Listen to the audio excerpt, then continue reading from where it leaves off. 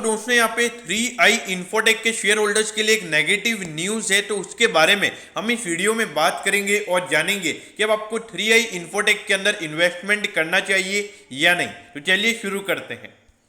तो देखिए सबसे पहले जो नेगेटिव न्यूज़ है उसके बारे में बात करते हैं। तो देखिए SREI ये एक मल्टीपल एसेट मैनेजमेंट कंपनी है जिन्होंने इस कंपनी के अंदर 2.69% स्टेक बेचा है। और कब बेचा है? 9 अक्टूबर से लेकर 22 जून तक उन्होंने ये स्टेक बेचा है। देखिए इस कंपनी के पास 9 अक्टूबर से पहले 16.32% स्टेक था और अब ये स्टेक ये 2.69% स्टेक बेचने के बाद 13.63% का स्टेक यहाँ पर ये एसेट मैनेजमेंट कंपनी का हो गया है। तो देखिए यहाँ पे ये नेगेटिव न्यूज़ क्यों है? क्योंकि देखिए पहले इन्होंने 16.32% स्टेक के शेयर जो पूरी कंपनी के जितने भी शेयर थे उसमें जो अराउंड 16% पूरी कंपनी के शेयर्स इस कंपनी के पास थे। अब इन्होंने अराउंड 2.69% स्टेक ओपन मार्केट में बेच दिए। तो उससे क्या हो गया, जो रिटेल इन्वेस्टर का पार्टिसिपेशन है वो वहां पर ज्यादा हो गया है। तो इससे क्या होगा, जो रिटेल इन्वेस्टर्स के पास जो शेयर्स है वो अब ज्यादा हो जाएंगे as compare to SREI multiple asset management company. लेकिन अच्छी बात यह है कि अभी भी ये कंपनी 13.63% स्टेक होल्ड करती है। तो अब आपके मन में क्वेश्चन आ रहा होगा कि क्या कंपनी के अंदर कोई इश्यूज है इसलिए यहाँ पे स्टेक कम किया है। देखिए कभी क्या होता है कि कभी एसेट मैनेजमेंट कंपनीज को लगता है कि यार स्टेक जो कंपनी का जो शेयर का प्राइस है वो थोड़ा ओवर वैल्यूड हो चुका है, तो यहाँ पर वो थोड़ी सी प्रॉफिट बुकिंग कर सकते हैं। तो इसीलिए यहाँ पे थोड़ी सी प्रॉफिट बुकिंग की जाती है। लेकिन देखिए अगर पूरी नेगेटिव न्यूज यहाँ पर अगर होती तो ये होती कि यहाँ पे जो पूरा 16% का स्टेक है वो अगर ये यहाँ पे ओपन मार्केट में बेच देते।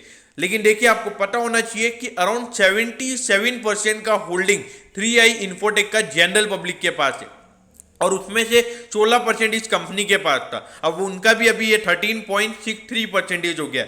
यानी कि अगर आप देखोगे तो अराउंड 63-64% का होल्डिंग इसका पूरा जनरल पब्लिक के पास है। देखिए जितना ज्यादा होल्डिंग जनरल पब्लिक के पास होता है उतना वो शेयर वहां पे ज्यादा रिस्की माना जाता है। और कंपनी के प्रमोटर्स के पास कोई भी होल्डिंग नहीं है, मतलब जो भी कंपनी के प्रमोटर्स वगैरह है उनके पास कोई भी होल्डिंग नहीं है। तो थोड़े कॉर्पोरेट गवर्नेंस के भी इश्यूज हमने इस कंपनी में देखे हैं। तो इसलिए यहाँ पे थोड़ा cautious as the retail investor आपको यहाँ पे रहना है।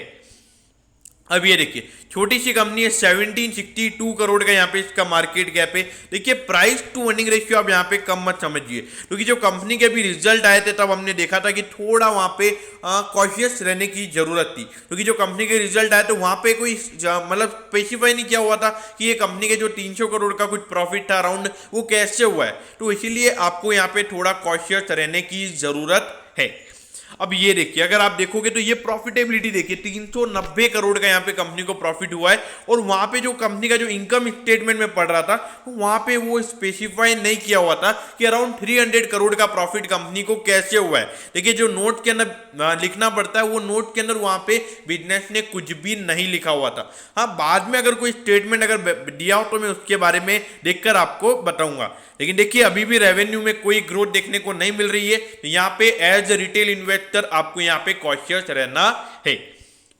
अब ये देखिए 0.91% ये आज डाउन रहा है और 11.55 का इसका हाई है। मेरे ख्याल से इसने ये हाई आज ही बनाया है। तो देखिए यहाँ पे जो भी लॉन्ग टर्म इन्वेस्टर्स हैं या शॉर्ट टर्म इन्वेस्टर्स हैं, मेरे ख्याल से आपको यहाँ पे इस काउंटर पे उतना ही पैसा डालना चाहिए जितना आप लॉस बियर कर सकते हैं। तो ये कंपनी के फंडामेंटल, कंपनी के पूरे डेटा की अगर हम बात करें तो वो क्लियरली अवेलेबल नहीं होता है। तो इसीलिए और कंपनी की अगर हम इनकम स्टेटमेंट की बात करें तो वो भी मुझे पर्सनली अगर देखा जाए तो 100% एक्यूरेट नजर नहीं आते। तो इसीलिए यहाँ पे एज ए रिटेल इन्वेस्टर ऐसे काउंटर्स में उतना ही पैसा डालना चाहिए जितना आप लॉस रिपोर्ट कर सकते हो, मतलब जितना आप लॉस बुक कर सकते हो। मतलब अगर आपने सपोज 10,000 रुपीज डाला और अगर आपको उतना पैसे का लॉस भी हो गया तो भी आपके लिए कोई इश्यूज नहीं है। तो मेरे ख्याल से उतना ही पैसा इस काउंटर पे डालना चाहिए। तो दोस्तों मैं होप करता हूं कि आपको 3i इन्फोटेक के 3i इन्फोटेक के जो नेगेटिव न्यूज़ है इसके बारे में अच्छे से समझ में आ गया होगा। अगर आपकी कोई भी क्वेरीज है तो आप कमेंट कीजिए, मैं जरूर आपके कमेंट पर रिप्लाई करूंगा। ओके दोस्तों, thank you, have a nice day.